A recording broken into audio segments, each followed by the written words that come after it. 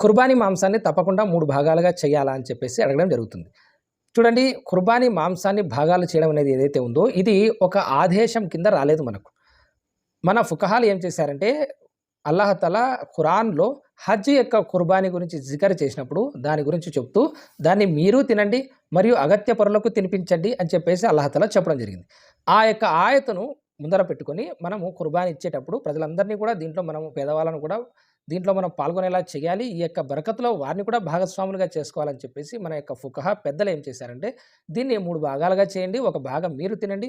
ఇంకొక భాగం మీ బంధువులకు, దగ్గరి వారికి ఇవ్వండి. ఇంకొక భాగం పేదవాళ్ళకు పంచండి.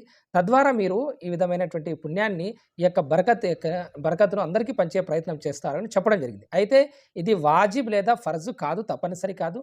మీరు మీ యొక్క కుర్బానీ మాంసాన్ని మొత్తమైనా దానం చేయొచ్చు, మొత్తమైనా తినవచ్చు. అది మీ ఇష్టం. కాబట్టి ఇది నేను కేవలము ఉన్నటువంటి జ్ఞానానికి సంబంధించినటువంటి మాటే చెప్తున్నాను తప్ప, మీరు అందరూ అట్లే పెట్టుకొని తినాలని చెప్పేసి నేను చెప్పడం లేదు. ఖచ్చితంగా మీరు పంచండి కొంతైనా. ఎందుకంటే ఎంతోమంది పేదవాళ్ళుంటారు.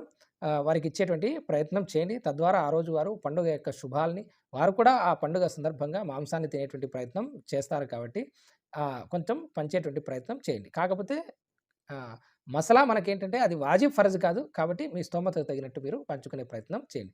కొంతమంది ఎందుకు చెప్పాల్సొస్తుంది ఈ మాట అంటే, ఈ పంచే బాధ్యత ఉంటుంది. ఇది మనం కరెక్ట్‌గా పంచలేము. ఇది ఎక్కడా చాలదని చెప్పేసి వదిలేసే వాళ్ళు గూడా ఉన్నారు కుర్బానీ. అందుకనే చెప్తున్నా నేను.